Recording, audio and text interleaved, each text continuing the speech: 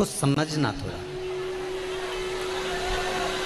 कि गुरुजी बार बार बोलते हैं कि मंदिर में जाकर जल चढ़ाओ, मंदिर में जाकर पूजन करो, मंदिर में जाकर पशुपति व्रत करो, मंदिर में जाकर आराधना करो, मंदिर में जाकर भगवान शंकर को बेलपत्र चढ़ाकर खाओ, मंदिर में जाकर दुर्वा चढ़ाकर खाओ, मंदिर में जाकर भगवान को जल समर्पित करो। गुरुजी ये क्यों नहीं कहते कि घर में शंकर जी का शिवलिंग है तो उसकी आराधना कर लो, घर में जो शिवलिंग विराजमान है उसका पूजन कर लो, उस पर चढ़ी हुई बेलपत्र खा लो। मंदिर का ही वर्णन क्यों?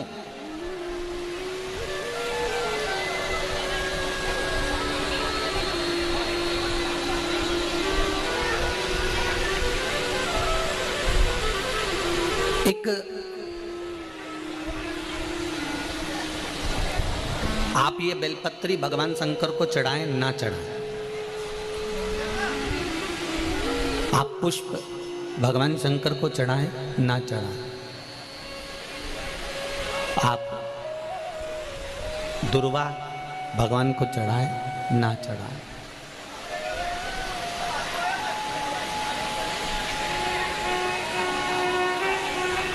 मंदिर में जो शिवलिंग होता है, मंदिर के अंदर जो शंकर भगवान का शिवलिंग होता है वो स्थिर होता है,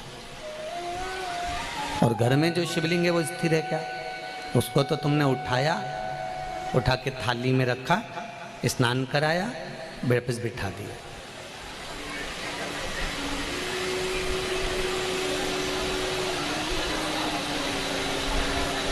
मंदिर में जो शिवलिंग रखा गया है वो स्थापित है, वो स्थिर है।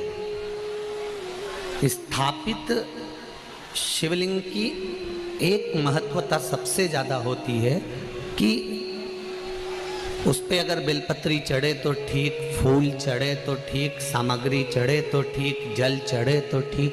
उसकी सबसे बड़ी महत्वता होती है कि जितने लोग उसका दर्शन करते हैं उनकी दृष्टि ही जब भगवान पर चढ़ जाती है तो वो शिवलिंग सिद्ध होता चले जाता है और उसका फल हमें अधिक मिलता है।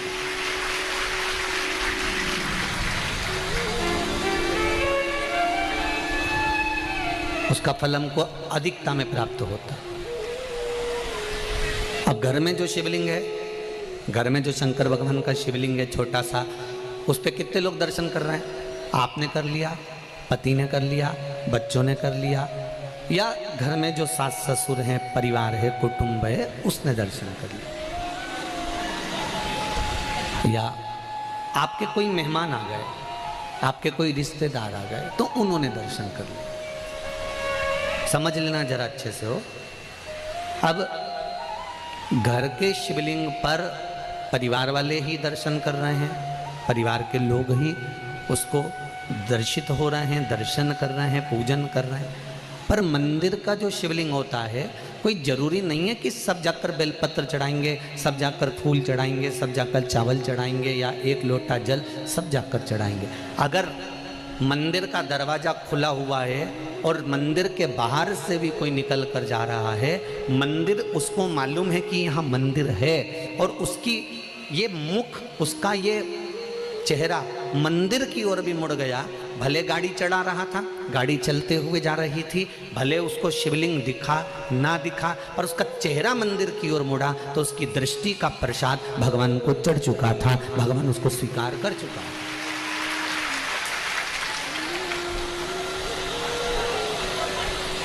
तेरे मंदिर में आना मेरा काम है और मेरी बिगड़ी बनाना तेरा काम। आप उसके सामने से निकले,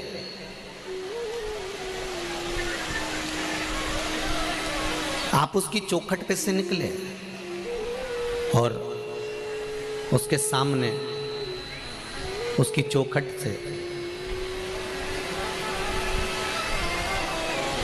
जब आप निकले तो मात्र आपका मुख घूमा और उसने आपकी भक्ति को स्वीकार कर लिया। अब एक बात हमने पहले कही थी, आप लोगों को ध्यान में है कि नहीं है? वैसे तो मुझे उम्मीद है कि छत्तीसगढ़ के लोग इतनी जल्दी भूलने वालों में से नहीं है, ठीक है? आप लोगों को सुना होगा, हमने कहा था कोई शिवलिंग जंगल में हो, एकांत में हो, जहां कोई नहीं जाता, बोला था कि नहीं बोला था, जहां कोई ना जाए, केवल शिवलिंग है, वहां कोई जाता ही नहीं है, वहां कोई पहुंचता ही नहीं है, और आप वहां से निकल कर जा रहे हैं और आपने वहां पर एक लोटा जल समर्पित कर दिया या वहां सफाई कर दी या वहां भगवान की पूजन कर ली, तो वो अधिक फलदायी होता है। उसका कारण क्या है? लिंग पुराण कहती है, घर में जो शिवलिंग है उस शिवलिंग से ज्यादा बलवान होता है मंदिर का शिवलिंग। मंदिर के शिवलिंग से ज्यादा बलवान होता है तीर्थ क्षेत्र का शिवलिंग। तीर्थ क्षेत्र के शिवलिंग से ज्यादा बलवान होता है किसी नदी, सरोवर, तालाब, कुंड के पास का शिवलिंग।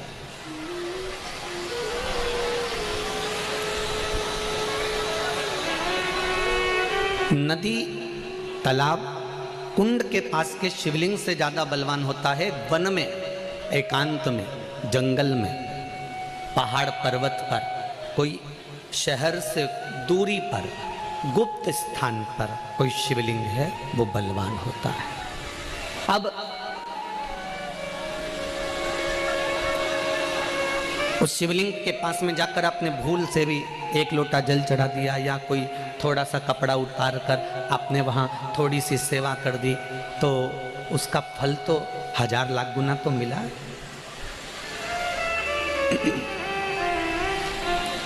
महाभारत की एक कथा है,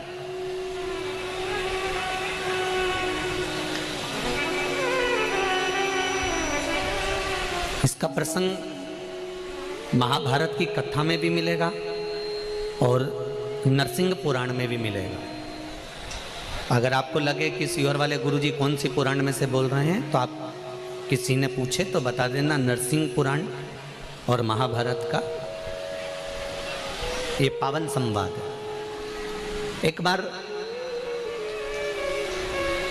पांडव जब वन के लिए जा रहे थे,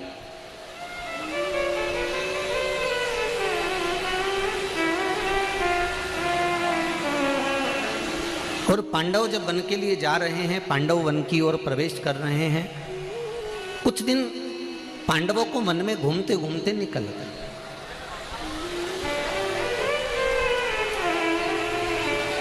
जब पांडव वन में घूमते घूमते निकल गए तो द्रौपदी एक पात्र लेकर जल भरने के लिए जा रही थी।